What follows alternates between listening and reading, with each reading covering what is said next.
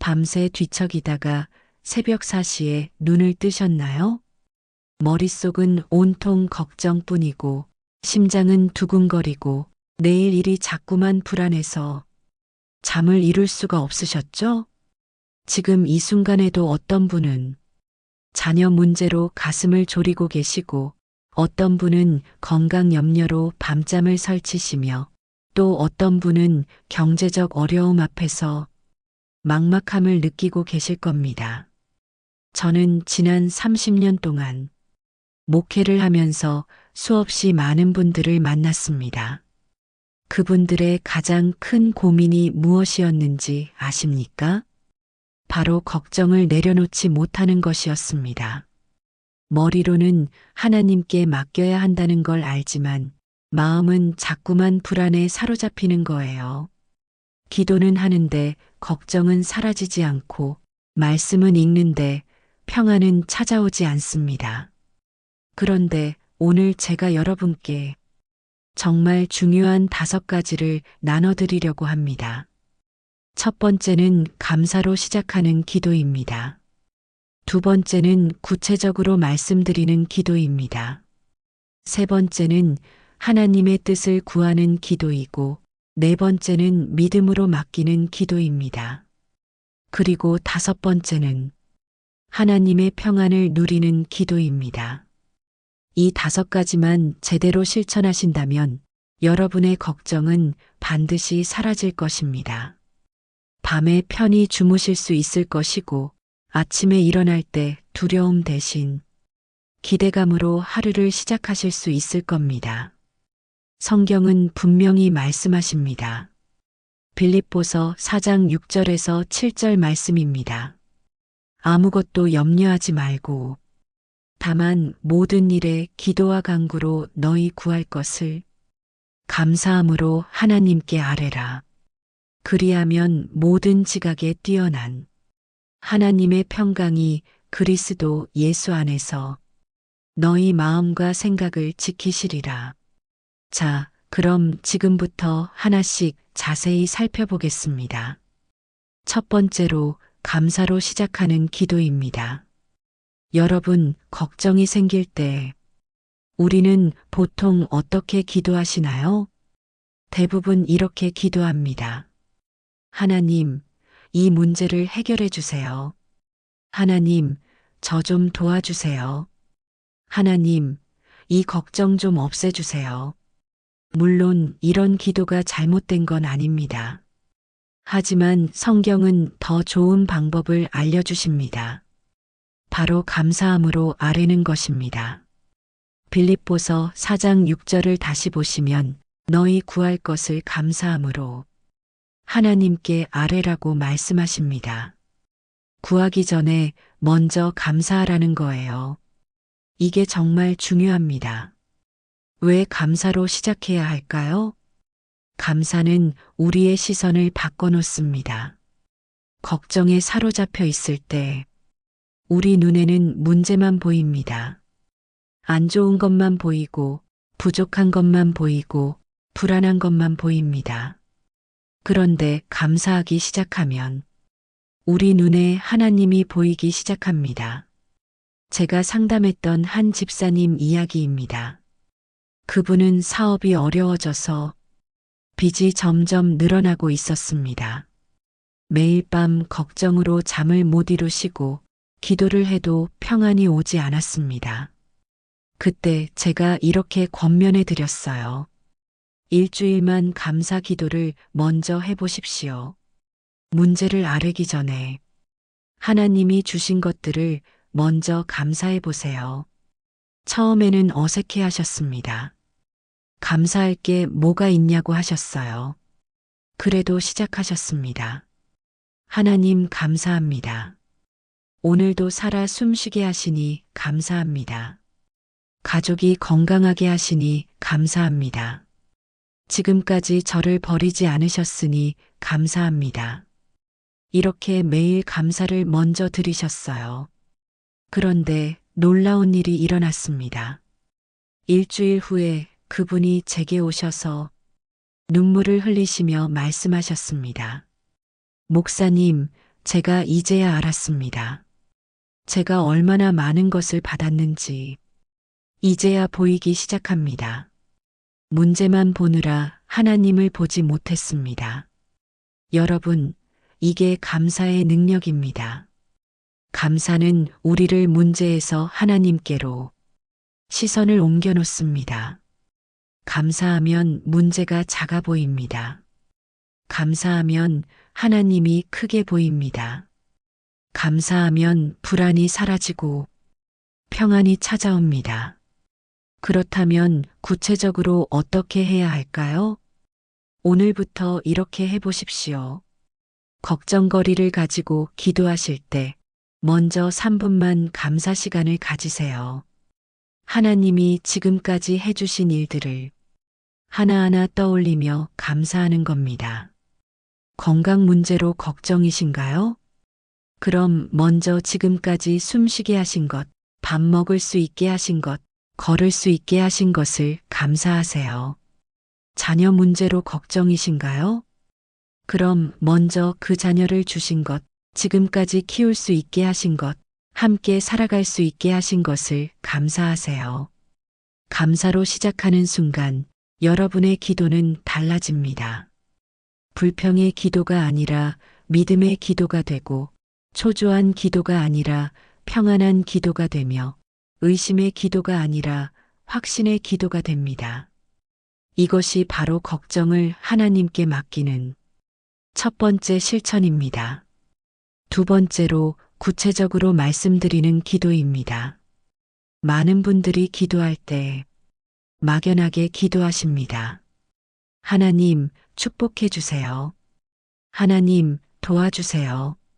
하나님, 잘 되게 해주세요. 물론 이런 기도도 필요합니다. 하지만 걱정을 맡기는 기도는 좀 더 구체적이어야 합니다. 빌립보서 4장 6절을 보시면 너희 구할 것을 하나님께 아뢰라고 하십니다. 구할 것이라는 표현이 중요합니다. 무엇을 구하는지 분명히 알고 그것을 하나님께 말씀드리는 거예요. 왜 구체적이어야 할까요? 구체적인 기도는 우리의 걱정을 명확하게 만들어줍니다. 막연한 불안이 아니라 정확히 무엇이 문제인지 알게 되는 거죠. 그리고 그것을 하나님께 내려놓을 수 있습니다. 예를 들어볼까요? 건강이 걱정된다고 막연히 기도하지 마세요.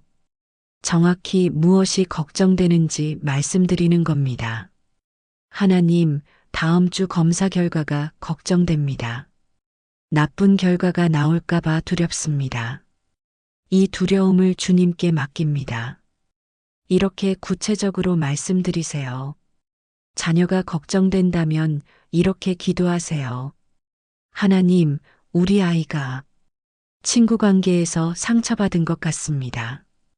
요즘 말이 없고 방에만 있습니다. 이 아이의 마음을 만져주시고 제가 어떻게 도와야 할지 알려주세요. 경제가 어렵다면 이렇게 아뢰세요. 카드값도 밀려 있고 하나님, 이번 달 대출 이자가 걱정됩니다. 다음 달 월세도 준비해야 합니다. 막막하고 불안합니다. 하나님의 도우심이 필요합니다. 여러분, 이렇게 구체적으로 기도하면 놀라운 일이 일어납니다. 첫째, 막연한 불안이 사라집니다. 둘째, 하나님이 정말 들으시는구나 실감하게 됩니다. 셋째, 응답을 받았을 때 확실히 알 수 있습니다. 제가 만났던 한 권사님이 계셨습니다. 그분은 항상 이렇게 기도하셨어요. 하나님, 우리 가정을 축복해 주세요. 모든 일이 잘 되게 해주세요. 그런데 기도에도 평안이 없고 걱정은 계속 커져만 갔습니다. 어느 날 제가 여쭤봤습니다. 지금 가장 걱정되는 게 뭔가요? 그랬더니 이렇게 말씀하시더군요. 남편이 사업을 새로 시작하려는데 빚을 내야 한다는 거예요. 그게 너무 불안하다고 하셨습니다. 그래서 제가 말씀드렸습니다. 그럼 그것을 하나님께 구체적으로 말씀드려 보세요. 남편의 사업 결정이 걱정된다고, 빚을 내는 것이 두렵다고, 하나님의 지혜가 필요하다고 정확하게 아뢰어 보세요. 그분이 그렇게 기도하기 시작했습니다. 며칠 후 남편이 교회에 상담을 왔고 함께 이야기를 나누다 보니 사업 계획에 무리가 있다는 걸 발견하게 되었습니다. 결국 더 안전한 방법을 찾았고 큰 빚을 피할 수 있었습니다. 그분이 저에게 이렇게 말씀하셨어요. 목사님, 구체적으로 기도하니까 하나님이 구체적으로 응답하시는 것 같아요. 이제는 뭔가 걱정될 때마다 정확히 뭐가 문제인지 생각해보고 그것을 하나님께 말씀드립니다. 그러면 마음이 훨씬 편해져요. 여러분, 하나님은 우리의 걱정을 정확히 아십니다. 하지만 우리가 구체적으로 말씀드릴 때 그것을 하나님께 맡기는 행위가 되는 겁니다. 손에서 놓는 거예요. 내가 쥐고 있던 걱정을 하나님 손에 올려드리는 겁니다. 오늘부터 이렇게 해보세요. 걱정거리를 종이에 적어보는 겁니다. 그리고 하나하나 하나님께 구체적으로 말씀드리세요. 이렇게 하면 여러분의 걱정은 하나님의 관심사가 됩니다. 세 번째로 하나님의 뜻을 구하는 기도입니다. 많은 분들이 걱정할 때 자기 생각대로 해결되기를 원합니다. 내가 원하는 결과를 주세요. 내가 바라는 대로 되게 해주세요. 그런데 이렇게 기도하면 답답함이 더 커집니다. 왜 그럴까요?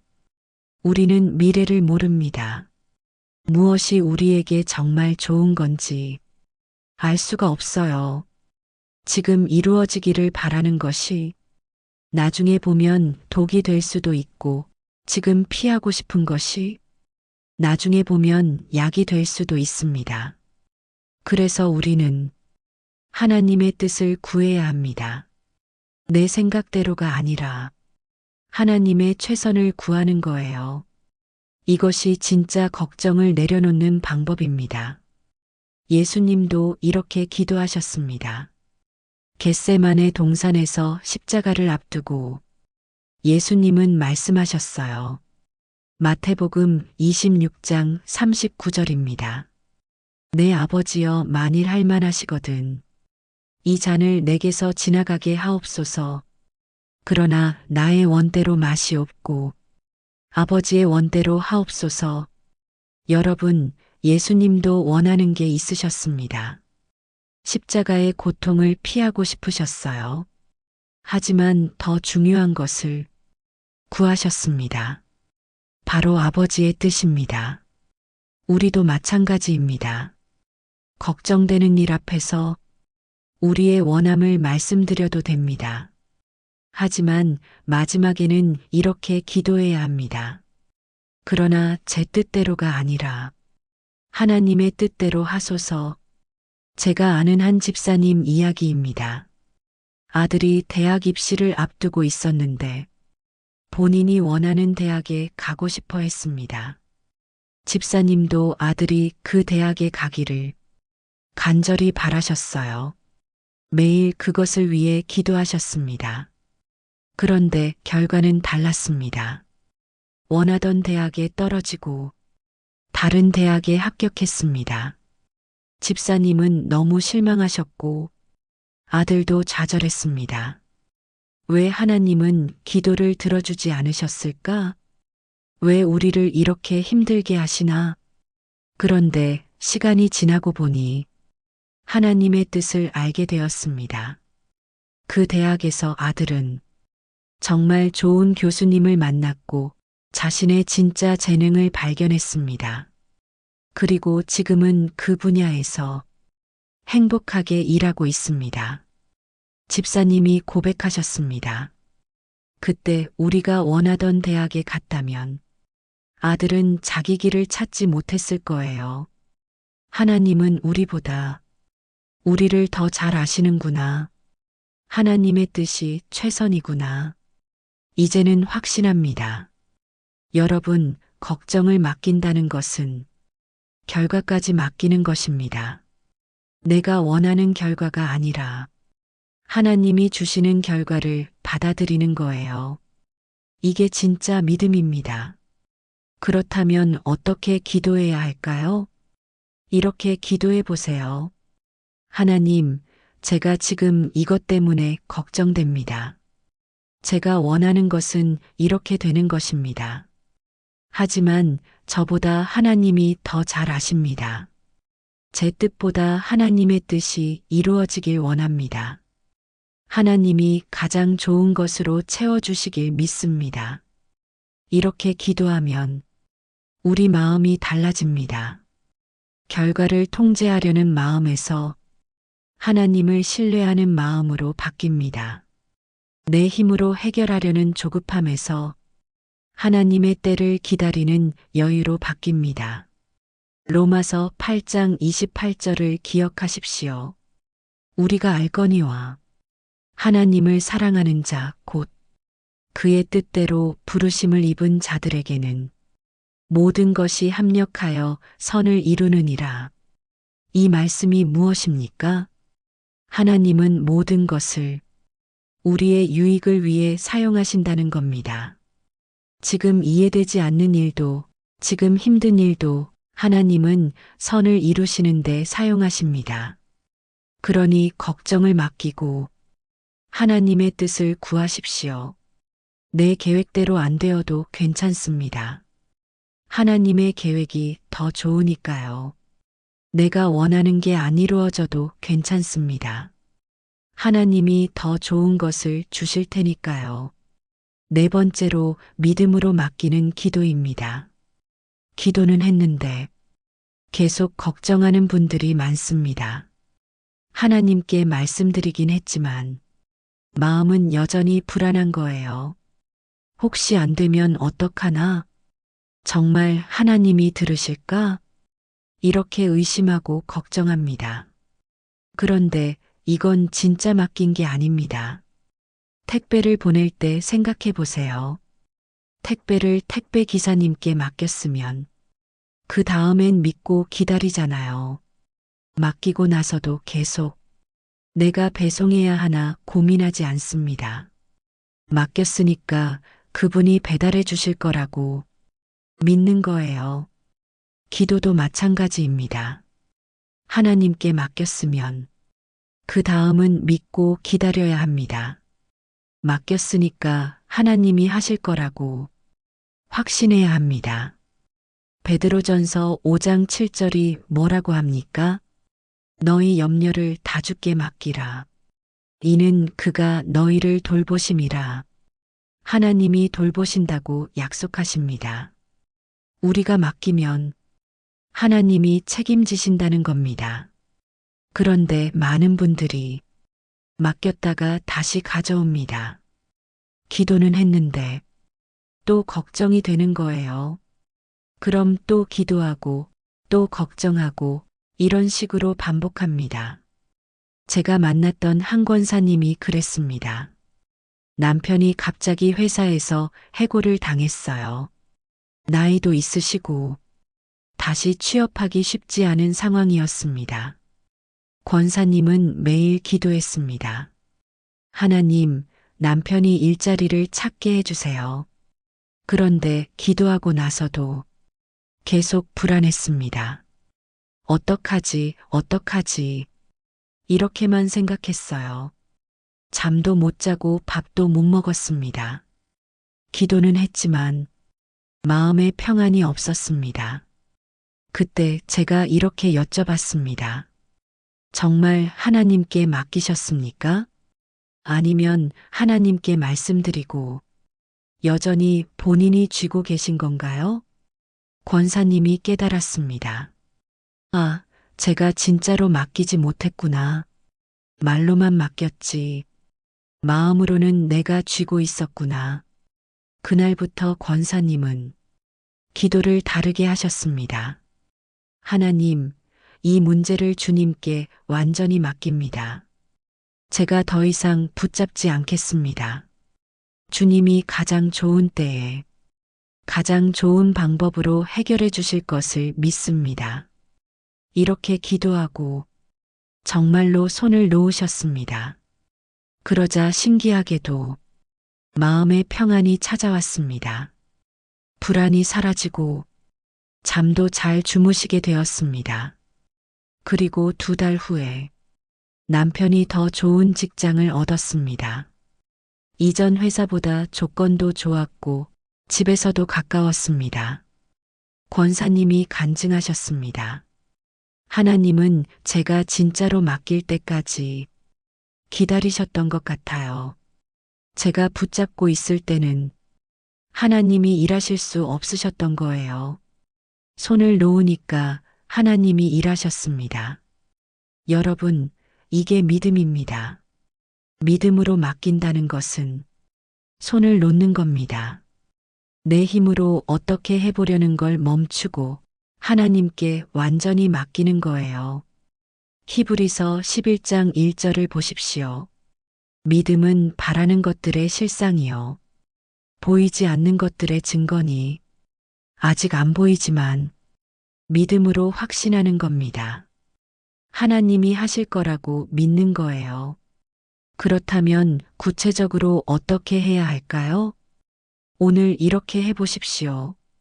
걱정거리를 가지고 기도하면서 이렇게 선언하세요. 하나님, 이 문제를 주님께 맡깁니다. 이제부터는 제가 아니라 주님이 책임지실 것을 믿습니다. 주님의 때에 주님의 방법으로 해결해 주실 것을 확신합니다.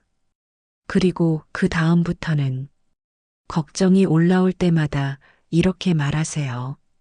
아, 나는 이미 하나님께 맡겼지. 하나님이 하실 거야. 나는 믿고 기다리면 돼. 이렇게 자꾸 믿음을 선포하는 겁니다. 처음에는 쉽지 않을 겁니다. 자꾸 걱정이 올라오고 다시 내가 주려고 할 거예요. 그때마다 다시 손을 놓으세요. 하나님, 또 제가 붙잡으려고 했습니다. 다시 주님께 맡깁니다. 이렇게 반복하다 보면 점점 맡기는 것이 자연스러워집니다. 5번째로 하나님의 평안을 누리는 기도입니다. 빌립보서 4장 7절이 무엇이라 말씀하십니까?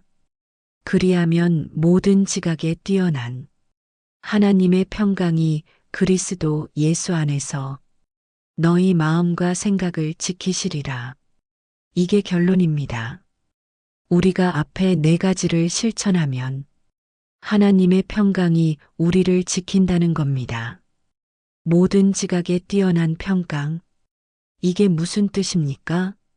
사람의 이성으로는 이해할 수 없는 평안이라는 뜻입니다. 상황은 여전히 어려운데 마음은 평안한 거예요. 문제는 아직 해결되지 않았는데 걱정이 사라지는 겁니다. 이것이 바로 하나님이 주시는 초자연적인 평안입니다. 세상이 주는 평안은 상황이 좋아야 생깁니다. 문제가 해결되어야 마음이 편합니다. 하지만 하나님의 평안은 다릅니다. 상황과 상관없이 오는 평안입니다. 사도 바울이 이 말씀을 쓸 때 어떤 상황이었는지 아십니까? 감옥에 갇혀 있었습니다. 자유도 없고 미래도 불확실했어요. 언제 죽을지도 모르는 상황이었습니다. 그런데 그 감옥에서 바울은 기쁨과 평안을 노래합니다. 이게 바로 하나님이 주시는 평안입니다. 저는 말기 암 환자를 돌보면서 이 평안을 목격했습니다. 한 집사님이셨는데 의사가 6개월밖에 못 산다고 했습니다. 가족들은 모두 울었지만 정작 집사님은 평안해 하셨어요. 병문안을 갔을 때 제가 놀랐습니다. 죽음을 앞둔 분의 얼굴이 너무나 평온했기 때문입니다. 제가 여쭤봤습니다. 무섭지 않으세요? 집사님이 대답하셨습니다. 목사님, 처음에는 무서웠어요. 밤마다 울었습니다. 그런데 매일 하나님께 기도했어요. 감사로 시작했습니다. 지금까지 살게 하신 것, 가족을 주신 것, 구원을 주신 것 감사했습니다. 그리고 구체적으로 말씀드렸어요. 하나님, 죽음이 두렵습니다. 가족을 남겨두고 가는 게 걱정됩니다. 이 모든 것을 하나님께 맡깁니다. 그랬더니 어느 날부터 평안이 찾아왔습니다. 하나님이 함께 계시니까 죽음도 두렵지 않더라고요. 가족도 하나님이 돌보실 거라는 확신이 생겼습니다. 지금은 매일이 감사합니다. 하루하루가 선물입니다. 여러분, 이게 하나님의 평안입니다.